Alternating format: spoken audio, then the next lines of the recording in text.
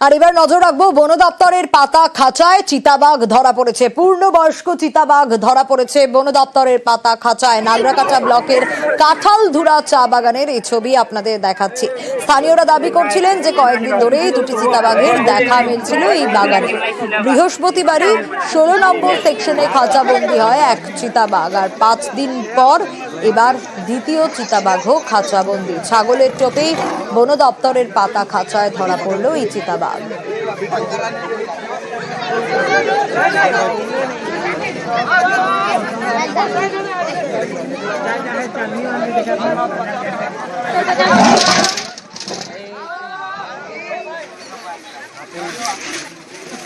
Rocky রয়েছে আমার সঙ্গে। রকি, বৃহস্পতিবার এক চিতাবাঘ খাঁচাবন্দি হয়েছিল, আর 5 দিন পর এবার দ্বিতীয় চিতাবাঘও ছাগলের টোপে খাঁচাবন্দি। একদম যেমনটা তুমি বললে, নাগরাকাটা ব্লকের কাঁঠালধুরা চা বাগানে বন দপ্তরের পাতা খাতে কিন্তু পূর্ণবয়স্ক চিতাবাঘ ধরা পড়লো। এই ঘটনায় কিন্তু রীতিমতো চাঞ্চল্য ছড়িয়েছে, কারণ বেশ কয়েকদিন ধরেই এই এলাকায় চিতাবাঘের আনাগোনা দেখতে পাচ্ছেন এলাকার বাসিন্দারা, এবং দুটি চিতাবাঘ তারা কিন্তু নজরে পড়েছিল তাদের। এবং অভিযোগ ছিল যে বারবার কিন্তু সন্ধ্যার পরেই গ্রামের মধ্যে ঢুকে ছাগল মূর্তি নিয়ে চলে যাচ্ছিল। এক প্রকারে গৃহবন্দী হয়ে পড়তেন সন্ধ্যার পরে এলাকার বাসিন্দারা।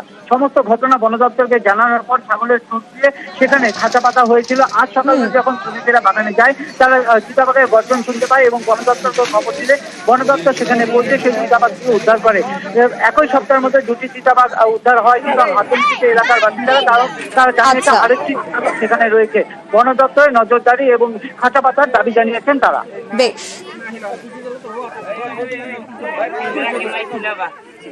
এই নিয়ে কয়টা বাঘ ধরা পড়লো? দুইটা বাঘ। ভয়ভীতি আছে? হ্যাঁ, ভয়ভীতি আছে। আছে কয়টা বাগানে? বাগানে মানে তিনটা মতো। তিনটা আছে, তার মধ্যে কয়টা ধরা পড়লো? দুইটা ধরা পড়লো। আপনারা কি চাচ্ছেন এখন?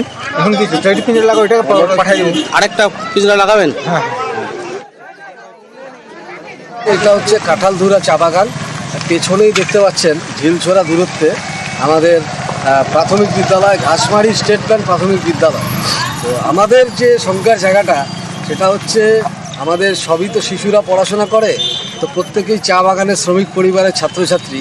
তো ওরা অনেক সময় না জেনে না বুঝে ওরা বাগানের ভেতর ঢুকে পড়ে স্কুলে আসার পথে, আবার ছুটি হয়ে যাবার পর। আমরা বিষয়টা নিয়ে প্রত্যেক দিন ওদেরকে স্কুলে সচেতন করি। আজ এই ঘটনা এবং একটা যে বিরাট প্রমাণ সাইজের একটা চিতাবাঘ ধরা পড়লো একদম সামনে, স্কুলের সামনে, একেবারে স্কুলের সামনে। তো এই বিষয়টা তো একটু উদ্বেগজনক বটেই। আর এবার আরো একটা ছবি দেখাবো। কিং কোবরা উদ্ধার হয়েছে। দেখুন, 12 ফিটের কিং কোবরা উদ্ধার। কোথায়? মাটিয়ালিতে। যে ছবি আপনাদের দেখাচ্ছি, মাটিয়ালিতে বাড়ি থেকে উদ্ধার হয়েছে 12 ফুটের কিং কোবরা। আরো বিস্তারিত জানবো, তবে যে ছবি আপনাদের দেখাই, ইয়ংটং চা বাগানের ফাগু লাইনে এক বাড়িতেই কিং কোবরা দেখতে পাওয়া যায়, আর তাতেই আতঙ্কের পরিবেশ তৈরি হয়। খবর দেওয়া হয় বন দপ্তরে। 8 ঘন্টার চেষ্টায় কিং কোবরা উদ্ধার পরিবেশ প্রেমী সংগঠনের। পরে সেটিকে খুনিয়া স্কোয়াডের সহযোগিতায় ছেড়ে দেওয়া হয় জঙ্গলে। যে ছবি আপনাদের দেখাচ্ছি, এই যে 12 ফিটের কিং কোবরা, এই কিং কোবরা উদ্ধার হয়েছে মাটিয়ালিতে এক বাড়ি থেকে উদ্ধার হয়েছে। স্বাভাবিকভাবেই ইয়ংটং চা বাগানের ফাগু লাইনের এক বাড়িতে যখন এই কিং কোবরা দেখতে পাওয়া যায়, তারপরই কিন্তু এই খবরে রীতিমতো আতঙ্ক ছড়িয়ে পড়ে। বটাতে যা বটা। বক্সা টাইগার রিজার্ভ, সেখানেই পড়ে রয়েছে মদের বোতল, চিপসের প্যাকেট, পলি প্যাক। জঙ্গলের মধ্যে ইনজেকশনের সিরিঞ্জও পড়ে রয়েছে। অনেকেরই প্রশ্ন, এই সব বন্য প্রাণের পেটে গেলে কি হবে? বন দপ্তর কি করছে? তাদের নজরদারি বা কোথায়? কেন তারা করা হচ্ছে না?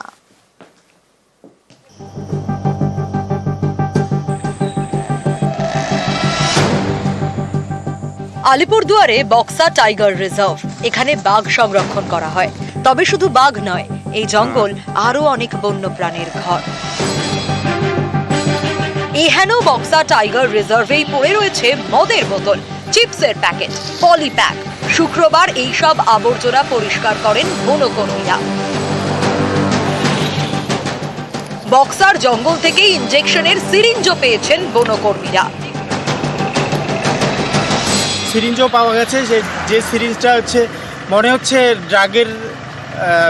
ড্রাগের জন্য নেওয়া হয়েছে সিরিজটা, এবং সেই জন্য আমরা চাইছি যে এই ধরনের প্রচার অভিযান চলতে থাকুক এবং মানুষ সচেতন হোক। বন্যপ্রাণ অবুঝ প্রাণ, তারা ভাঙা কাঁচ প্লাস্টিক খেয়ে ফেললে মৃত্যু পর্যন্ত হতে পারে। অনেকেরই প্রশ্ন, বন দপ্তর কি করছে? তাদের নজরদারি কোথায়? কেন তারা করা হচ্ছে না? বন দপ্তর তো অনেক বড় বড় কথা বলে। বন দপ্তরে এগুলা কিন্তু বন দপ্তরের দায়িত্ব নজরদারি। বন দপ্তর জানাবে প্রশাসনকে যে এই ব্যাপারে এই ঘটনাগুলো, প্রশাসন এবং বন দপ্তর যৌথভাবে তার ব্যাপারটা দেখবে। আর এই যে যারা যাচ্ছে তাদের প্রতি নজরদারি এটা করা উচিত। সিসি ক্যামেরা ঢুকাইলো, যেসব জায়গায় টুরিস্ট এবং বাইরের লোকরা যায় সেসব জায়গায় সিসি ক্যামেরা ব্যবস্থা করে দিক, তাহলে তো ধরা পড়ে যায়। বন দপ্তরের তো একটা বিরাট দায়িত্ব, কর্তৃপক্ষ, এরা এদেরকে অ্যারেস্ট করতে পারে, এদেরকে সব কিছু করার অধিকার বন দপ্তর রয়েছে। বক্সা টাইগার রিজার্ভের মধ্যে দিয়ে গিয়েছে 31 নম্বর জাতীয় সড়ক, আলিপুরদুয়ার কালচিনি রাজ্য সড়ক। আবর্জনা পাওয়া গিয়েছে রাস্তা ঘেঁষা জঙ্গলে।